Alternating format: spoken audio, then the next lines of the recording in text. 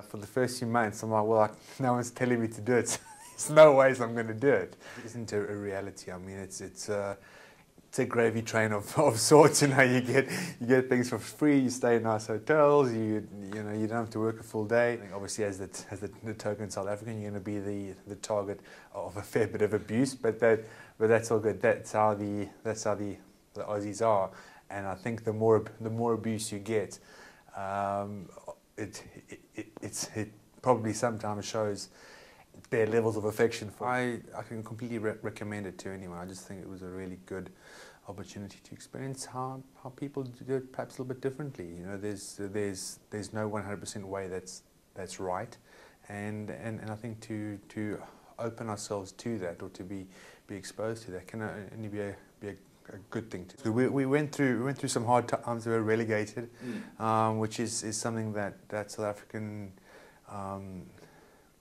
players, you know, the whole South African psyche doesn't have exposure to, you know, and it affects real people in their lives. You head into the office and you see one of the marketing ladies packing up her office. You know, you're, what's going on? You know, well, all right, I've been sacked.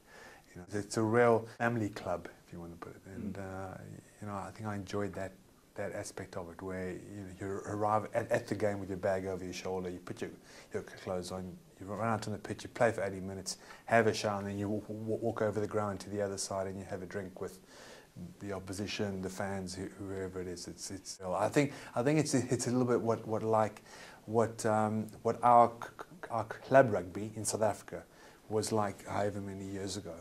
It's a little bit harder to make sure that you get time in front of the TV. I've got little kids running around at home, and you know, more often than not, it's CBBS or Mickey Mouse Clubhouse that we're watching instead of the rugby. But one of the highlights was the World Cup, '99 World Cup.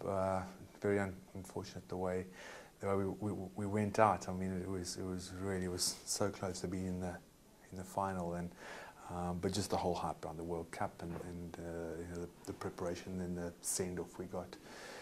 Then, you know, a few matches stand out, and the one against the All Blacks in 2000 at Ellis Park was for me a special one.